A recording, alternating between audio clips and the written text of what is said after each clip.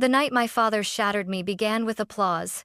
His investors toasted his visionary leadership, cameras flashing across the marble ballroom like lightning. I stood beside him, the daughter he once called his greatest creation, now treated like background decor. When I lifted my glass and said, "To you, Dad, the man who built everything," he turned toward me with that cold, perfect smile. "Don't embarrass me, Stella," he said, loud enough for everyone to hear. "I'd rather raise a dog than raise you." Laughter. Real, cruel laughter. Then he added, "You'll never be good enough to run my company." The sound cut deeper than glass. I smiled anyway, pretending it didn't hurt, but something inside me shifted a small, deliberate click, like a lock opening. Because that night, my father didn't just humiliate me. He handed me the reason to destroy his empire. I'd spent weeks helping my father prepare for that night, the annual Beaumont Investors Gala. Every flower, every seating chart, every word of his speech had passed through my hands. It was supposed to be my moment too, my first appearance, as the company's future COO. But standing there, surrounded by men twice my age and women pretending to care, I realized I was nothing more than an accessory. My father, Charles Beaumont, commanded the room like a king. His laugh boomed. His hand rested on the shoulder of whichever investor he needed that quarter. And when his eyes met mine, I saw irritation, not pride. "Smile, Stella," he hissed under his breath. "You look like a funeral guest." I obeyed. I always did. When dinner ended, I stood, heart pounding, and lifted my glass. "To my father," I began, voice steady despite the tremor in my chest. "Who built an empire from nothing. You've always been my greatest inspiration." It was genuine until he laughed. Loud, sharp, cruel. "Don't embarrass me," he barked. "I'd rather raise a dog than raise you." The laughter started like a spark, then roared into wildfire. Men in tuxedos slapped each other's backs. Women covered their mouths, whispering, "Did she really think she'd take over Beaumont Industries?" My skin burned. My vision blurred. Still, I forced a smile. Then he leaned closer, voice dripping with venom. "You'll never be good enough to run my company. You don't have the spine or the brains. You're a sentimental little girl pretending to be a leader." That broke something in me, but it also built something new. I remember the silence that followed my reply. I remember the way every glass froze midair. I turned toward him and said quietly, "You're right, Dad. I'm nothing like you. I don't lie to investors. I don't hide money offshore. I don't destroy people just to look powerful." The room went dead silent. Even the pianist stopped playing. His face drained of color. "What did you just say?" I smiled wider. "Just a toast, Father." Then I sat down. Slowly, calmly. While he tried to laugh it off, I saw fear flicker behind his eyes. That was the moment I knew the humiliation wasn't mine anymore. It was his. And before the night was over, I would make sure the entire world saw it too. The morning after the gala, my face was everywhere. Photos of my father's legendary wit trended on business blogs. Headlines mocked, "The Beaumont heiress who couldn't take a joke." My phone lit up with texts from people pretending to sympathize. But beneath their pity, I heard laughter, the same cruel echo from last night. My father, meanwhile, was having breakfast with two board members, sipping espresso as if nothing had happened. When I entered the dining room, he didn't even glance up from his tablet. "Stella," he said, calm and clipped. "Next time you speak at my events, get my approval first." I stood there, fists tight at my sides. "You humiliated me in front of your investors." He finally looked up, smiling thinly. "Correction," I reminded everyone who's in charge. "You should thank me. This will toughen you up." He went back to reading stock reports while I stood frozen. That was when I noticed the folders beside his plate marked private, Cayman accounts, confidential transfers. He caught me looking. "You don't touch my files." I wasn't. "Don't," he snapped, voice low. "You're not ready to handle the business. You never will be." Something inside me whispered, "Watch him." That night, when the mansion was quiet and his study door closed, I slipped into his office. The scent of expensive cigars and old money clung to everything. On his mahogany desk sat a sleek black laptop, the screen still glowing faintly, password protected, of course. But my father had a habit: he reused combinations. Birthdays, stock codes, even old racing numbers.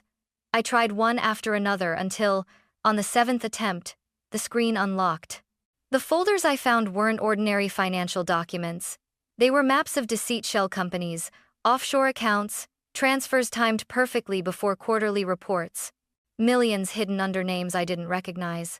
One folder was labeled Project Orion. Inside, fake invoices, fake vendors, and a signature that wasn't his, it was mine. My blood ran cold. He'd forged my name. Every document pointed to one thing. If the fraud was ever exposed, I'd be the one blamed.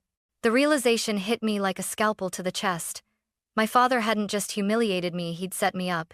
I copied everything to a flash drive, heart pounding, deleting my tracks as I went. As I left the study, I paused at the doorway, looking back at his empire, the art, the awards, the photographs of him shaking hands with presidents and billionaires. "Raise a dog, huh?" I whispered. "Let's see how loyal your friends are when they find out who you really are."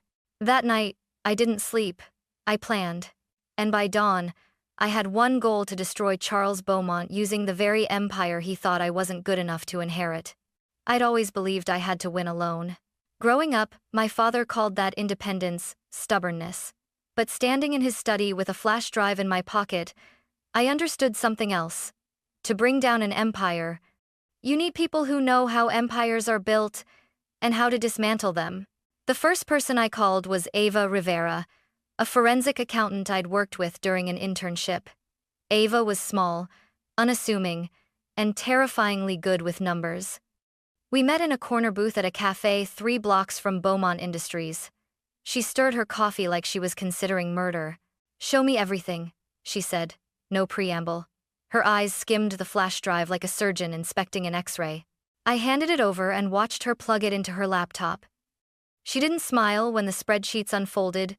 She only frowned, the way someone frowns at a puzzle that shouldn't be solvable. "Shell companies in Panama, nominee directors, transfers timed to earnings calls," Ava murmured. "He's been laundering money through vendor payments, padding contracts, and Stella, look at these dates."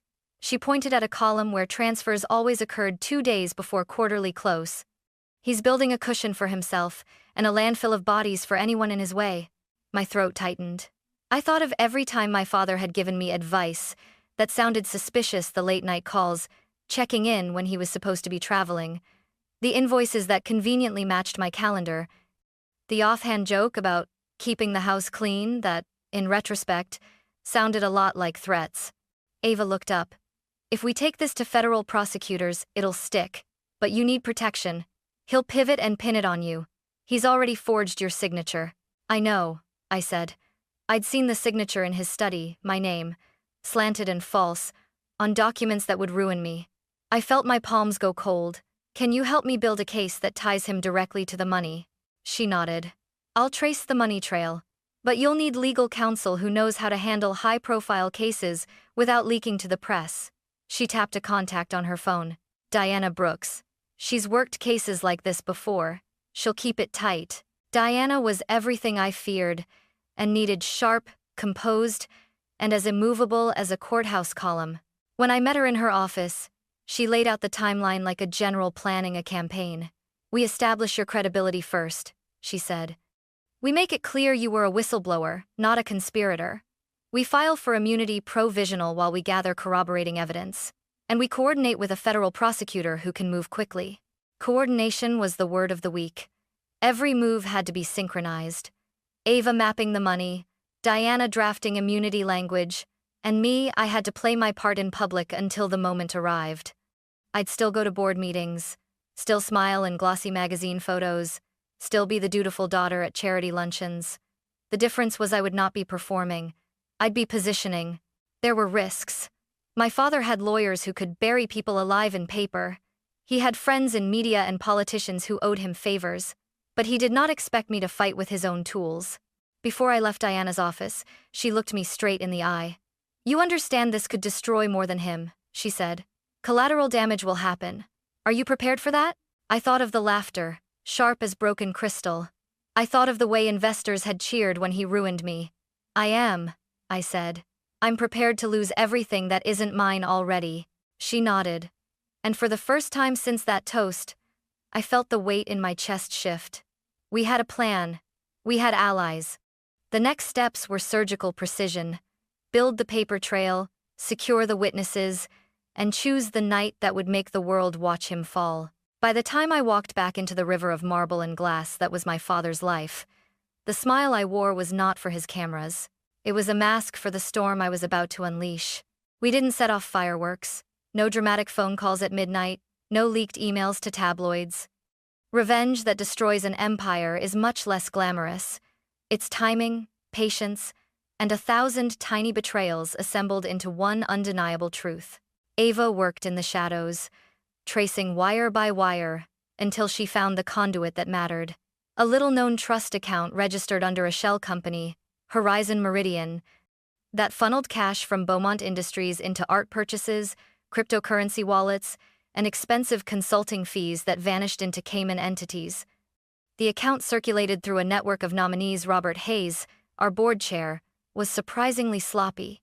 He'd signed a memo one afternoon, and that memo left fingerprints. Diana arranged everything legal. We'll need a federal prosecutor who won't cave to influence, she said, sliding a list across her desk. Patterson. He's direct, and he hates being played. I met Patterson in a small conference room down the block. He smelled faintly of espresso and moral certainty. He didn't promise miracles, he promised procedure. That was enough. My side needed technical certainty. That's where Ethan Cole came in, my father's longtime IT director who'd quietly despised Charles for years. Ethan owed me nothing. He owed the truth. We met in a parking garage under a diner, and he handed me a thumb drive as if passing a relic. This will show you the back-end logs, he said. The timestamps, the access records. They're sloppy about VPNs. They think their servers are private. They're not. He avoided looking at my face.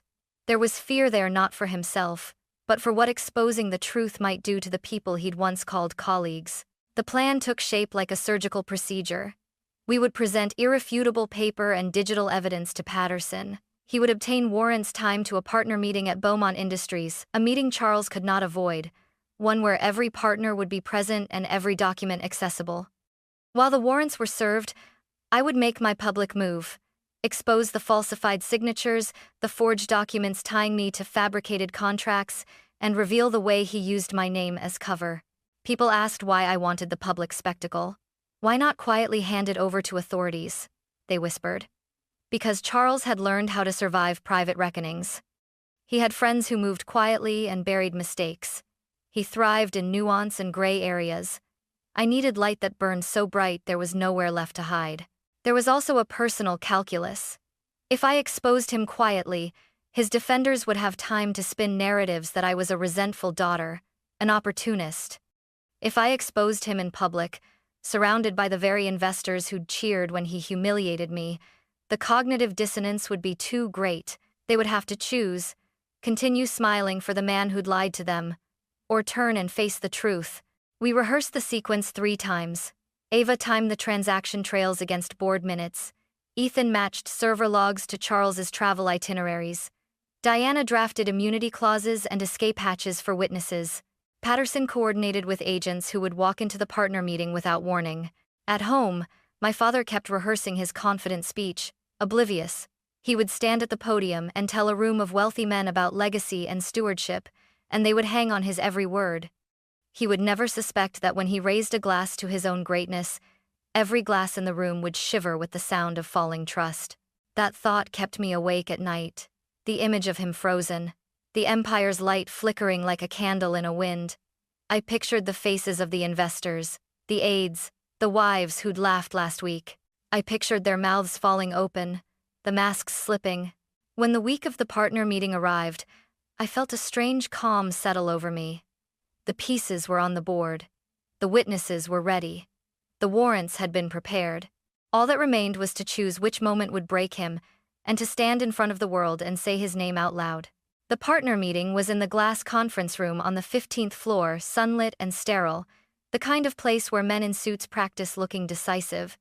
Charles paced at the head of the table, speech polished, tie immaculate.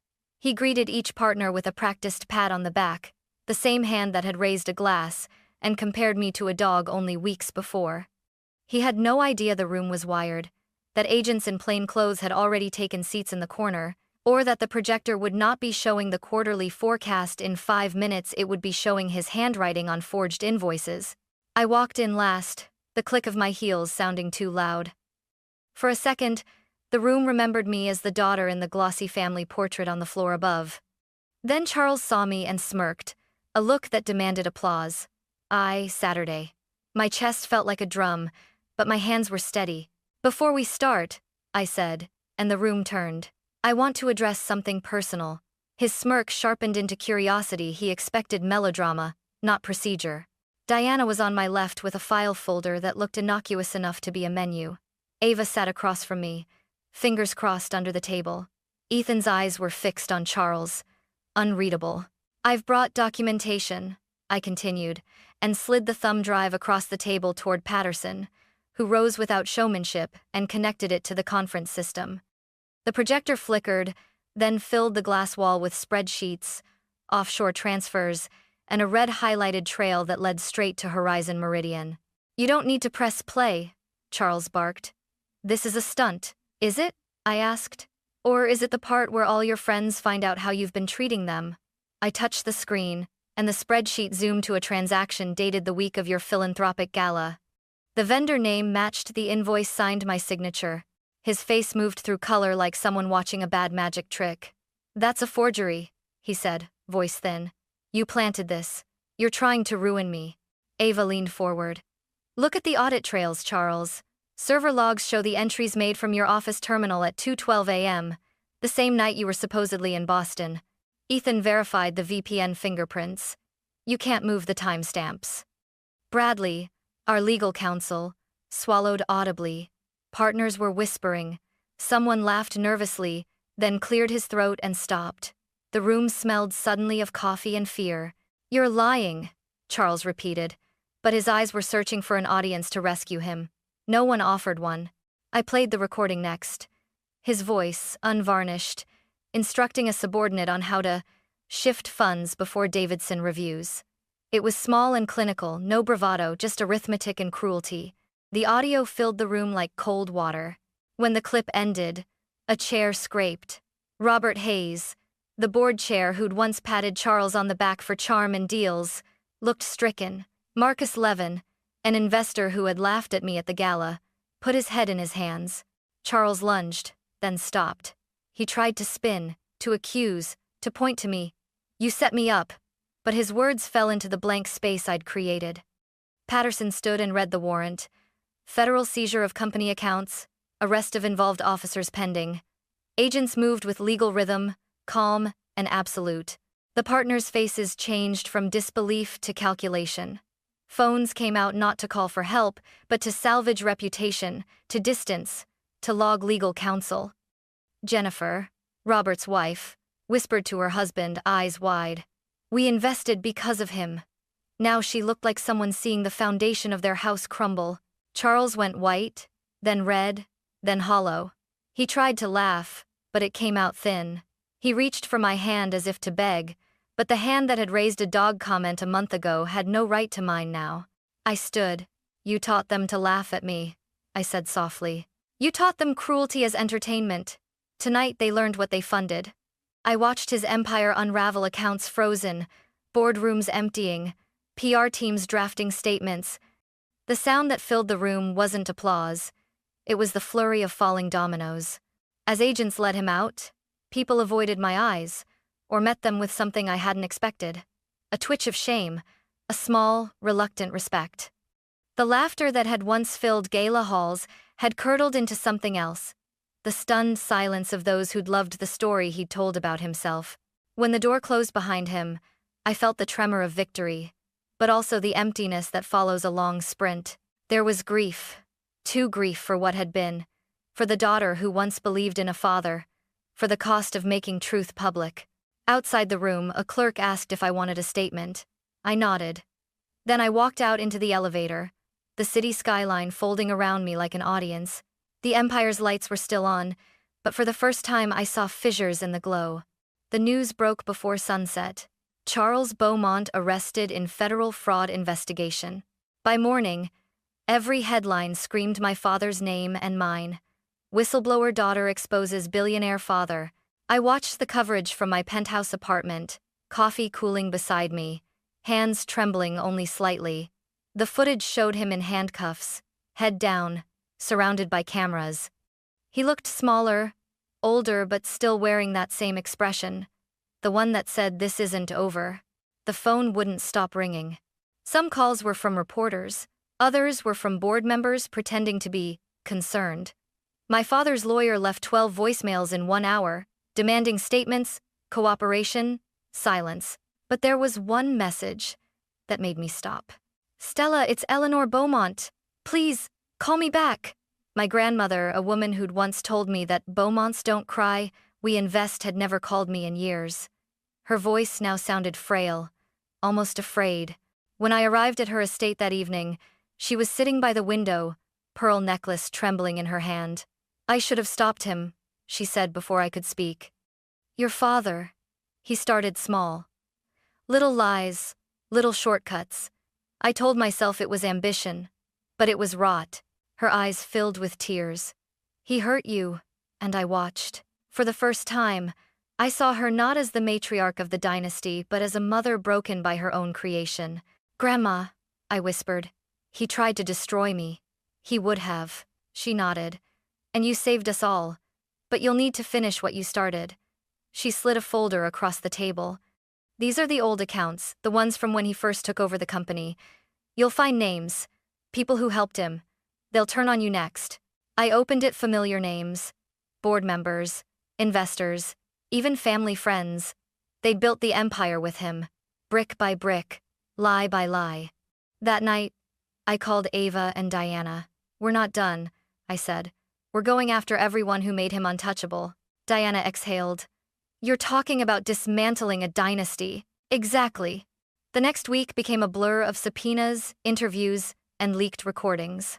Ava's tracing uncovered another shell company, Bluebridge Consulting, registered under my uncle's name. He'd been laundering dividends for decades. The dominoes fell fast. The SEC launched parallel investigations. Investors sued. Former allies begged for immunity deals. And then came the inevitable retaliation. A brick through my window. Anonymous threats. My car keyed. One morning, a letter arrived in an unmarked envelope. "Stop this before someone gets hurt." But I'd already decided no one could scare me back into silence. Each night, I stood at the balcony overlooking the city my father once ruled. The lights shimmered like broken glass. Below them, his empire crumbled piece by piece, and all I could think was how fragile power truly was. He'd built an empire on fear, and I was burning it with truth. Some nights, I still heard his voice echoing, "You'll never be good enough to run my company." But now, I smiled. He was right. I wasn't running it, I was burying it. The courthouse smelled like polished wood and anxiety. Rows of journalists lined the pews, their cameras whispering clicks as I took my seat behind the prosecution's table. I wasn't there as a daughter anymore, I was a witness, the woman who had turned the Beaumont name into evidence. When they brought my father in, he still tried to look untouchable. The suit was tailored, but the confidence was gone. His eyes found mine, that same calculating stare he used to level boardrooms. Except now, I didn't look away. The prosecutor Patterson began with precision. "Charles Beaumont is charged with 12 counts of securities fraud, 5 counts of embezzlement, and obstruction of justice. The key witness, his daughter, Stella Beaumont." My name rippled through the room like a spark through dry air. My palms were damp, but my voice didn't tremble. I told them everything. The forged signatures, the offshore accounts, the shell companies, the night he humiliated me in front of his investors. When I mentioned that line, "I'd rather raise a dog than raise you," there were gasps. Even the stenographer looked up for a heartbeat. My father smirked, as if still trying to perform the old role of the charming tyrant. But each piece of evidence stripped another layer from him: spreadsheets, call logs, voice recordings. Ava took the stand next. Her testimony was pure precision. Digital trails, timestamps, account transfers. Then Ethan followed, explaining server logs and VPN misuse, confirming every number. Diana watched from the bench, silent but steady, the anchor of our chaos. And, finally, Patterson played the recording. Charles Beaumont. Move the funds before Davidson reviews. Use Stella's vendor ID. No one checks those accounts anyway. The jury didn't move. Neither did I. The courtroom went so quiet I could hear the air conditioner hum. When it ended, my father leaned forward. "You ungrateful little girl," he muttered. "Everything you have came from me." I met his gaze. "Then consider this your return on investment." That broke the spell. The courtroom buzzed, half shock, half awe. In the days that followed, his allies flipped one by one. Marcus Levin, Robert Hayes, even my uncle, the man behind Bluebridge Consulting. The house of cards collapsed in perfect symmetry. The sentencing hearing came 3 weeks later. My statement was short, deliberate. "Your Honor, I'm not here to talk about the money my father stole," I said, voice steady. "I'm here to talk about what he taught me, that cruelty can wear a suit, and silence can be obedience. He built an empire out of both. I'm simply making sure it doesn't survive him." The judge looked at my father, then at me. "Mr. Beaumont, you built your empire on deceit. Your daughter built her courage on truth. The court sentences you to 8 years in federal prison." My father didn't flinch, but his jaw tightened. As guards led him away, he turned once, like he wanted to say something, maybe an apology, maybe another insult. I'd never know. I didn't need to. Outside, flashbulbs exploded like gunfire. Reporters shouted questions. "Stella, do you forgive him? Will you take over Beaumont Industries?" I stopped on the courthouse steps, wind tugging at my hair. "No," I said simply. "I'm not taking over his company." "What will you do then?" someone yelled. I looked past the cameras to the skyline, the same city he once ruled. "I'll rebuild what he destroyed, but not for his name." And for the first time in years, I felt lighter. The empire had fallen, but something else had risen, not out of vengeance, but out of clarity. He had created a daughter to mirror his pride. Instead, he forged his reckoning. The day my father went to prison, the sky over Manhattan was the clearest I'd ever seen. No smog, no storm clouds, just light, cold and sharp, like the kind that follows a wildfire. Reporters still camped outside my building, but their voices had faded into background noise. The world had moved on to its next scandal. I hadn't. For months, I couldn't sleep. Not because I regretted what I'd done, but because I was terrified of what came next. For the first time in my life, I wasn't defined by him. Not by being Charles Beaumont's daughter, or his disappointment, or his weapon. I was just me. Ava, Diana, and I met weekly in my new office, a rented loft with peeling paint and sunlight that spilled across old hardwood floors. It wasn't glamorous, but it was mine. We'd been approached by whistleblowers, small business owners, even retired teachers who'd been crushed by the same kind of corporate predation that had fueled my father's empire. That's how the Phoenix Initiative began, a nonprofit dedicated to exposing financial abuse and rebuilding the lives of those destroyed by greed. We started small, a hotline, legal aid partnerships, online transparency tools. Within 6 months, our work made national headlines. The irony wasn't lost on me. My father had taught me how power worked, and now I was using his playbook to dismantle it. Eleanor, my grandmother, called sometimes, her voice softer now, age showing in pauses.